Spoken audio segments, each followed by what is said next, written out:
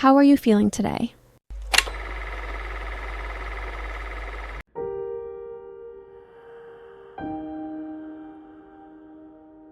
It starts so quietly.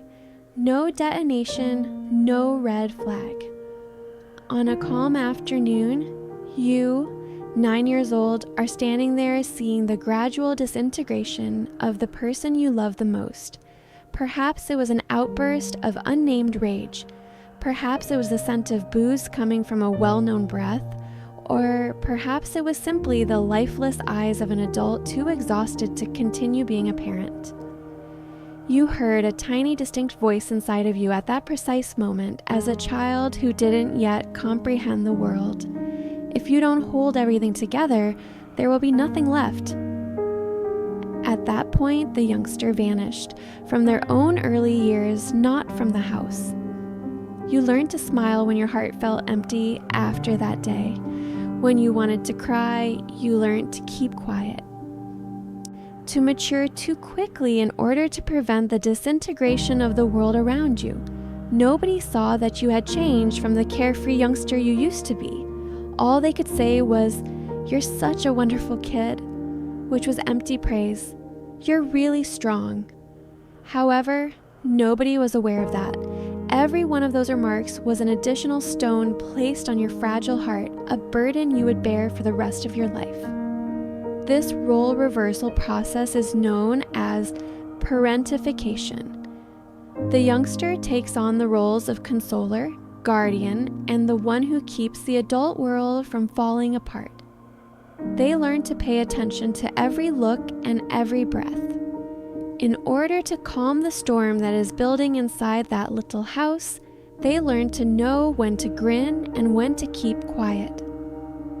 They are able to read the emotions of others before they even learn how to spell. The anchor that saves others from sinking is a child who ought to have been loved, and they get a straightforward reward every time they succeed. A look of approval, a calm evening, a fleeting moment of serenity is misinterpreted as love. Thus, a risky equation is created in that sensitive mind. You have to accept responsibility if you want to be loved. You have to be the strong one all the time to feel secure. Love stops being a haven after that. It turns into a quiet bargaining game where you provide tranquility in return for the right to exist. As you get older, everyone remarks that you're mature for your age. They respect your ability to remain composed in the face of adversity. How you always know what to say and do to calm them down. However, nobody is aware that you merely prevent the world from ending again by maintaining your composure. You get better at masking your tears with a smile. Saying it's okay even while you're feeling upset is something you learn to do. Not because you're strong, but because you had no other option, you became the steady one. That strength gradually transforms into the ideal mask. This armor is forged by duty and fear. At work, in romantic connections, and in relationships that are meant to feel intimate, you wear it every day. People can see how resilient you are. However, they are blind to your weariness. You then recline in the dark on several calm evenings and identify what wears you out the most. Isn't the burden of life per se, but rather the years you've spent acting as though nothing is wrong. Time goes by. The child you used to be is no longer you.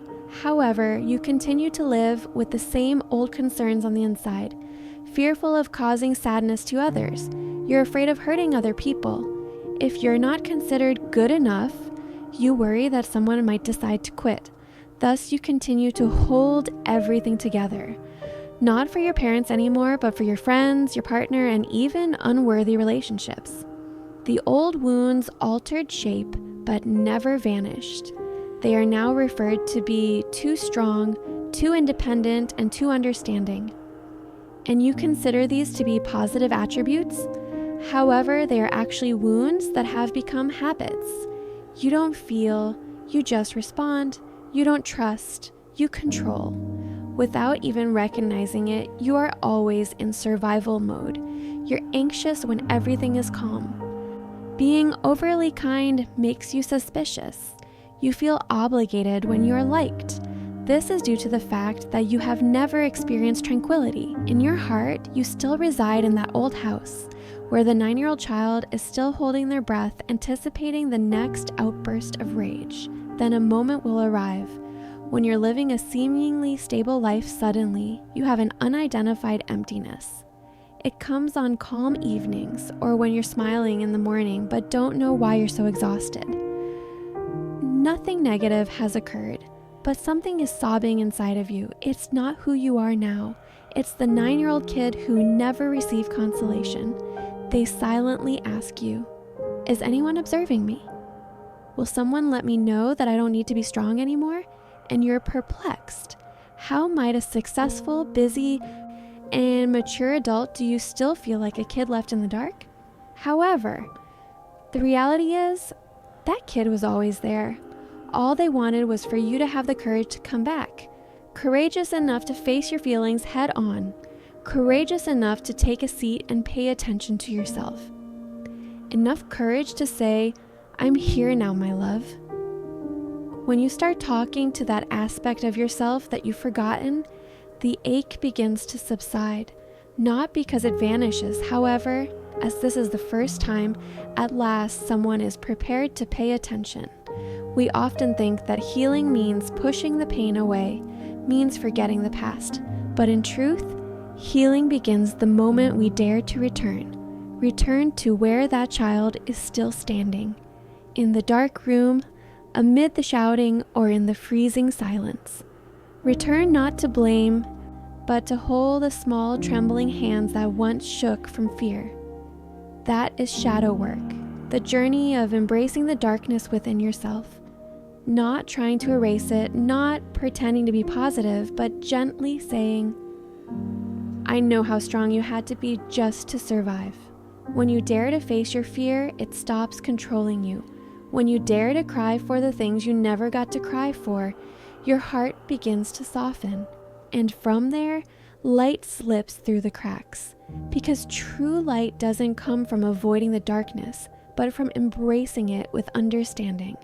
When you stop trying to prove you're fine and begin to admit that you too were once hurt, your body and soul finally exhale for the first time in years. You no longer need to be strong, you only need to be real. And then one day, you realize you no longer have to brace yourself. You no longer feel the need to prove anything. There's no need to pursue anyone. No need to be so strong that you forget how to be vulnerable. You begin to slow down. Sit a little longer with your morning tea. Allow yourself to smile without a reason. Allow your tears to fall without shame. And in those simple moments, you realize the peace you once searched for all over the world had always been here inside you. You stop blaming the child within you for being fragile. Instead, you hold them as a beautiful part of who you are. You understand that growing up doesn't mean forgetting, but learning to return and love what was once abandoned. Each breath now feels deeper. Each day passes softly like late afternoon sunlight. It is no longer a struggle to improve oneself, but a gentle journey back to yourself. And you start to believe you don't need to be exceptionally strong to deserve love. You just need to be real. After all the brokenness, after all the years of running, you realize there is no one who needs to come save you, because the person you've been waiting for has always been here in this very breath, in this heart that has been wounded, yet continues to beat with quiet patience. You begin to understand peace is not the absence of pain, but the absence of fear when facing it. You don't need to erase the past, just look at it with gentleness. You don't need to become extraordinary, just be real with all your fragments, all your scars, and the tender softness you once tried to hide. Because sometimes true maturity isn't about knowing more, but daring to carry less. Letting go of control, letting go of expectations. Letting go of the fear that you are not enough. And when you let go, something strange happens. your heart becomes still. Not loud, not dazzling, just a deep, quiet peace. As if you finally return home after a very long journey,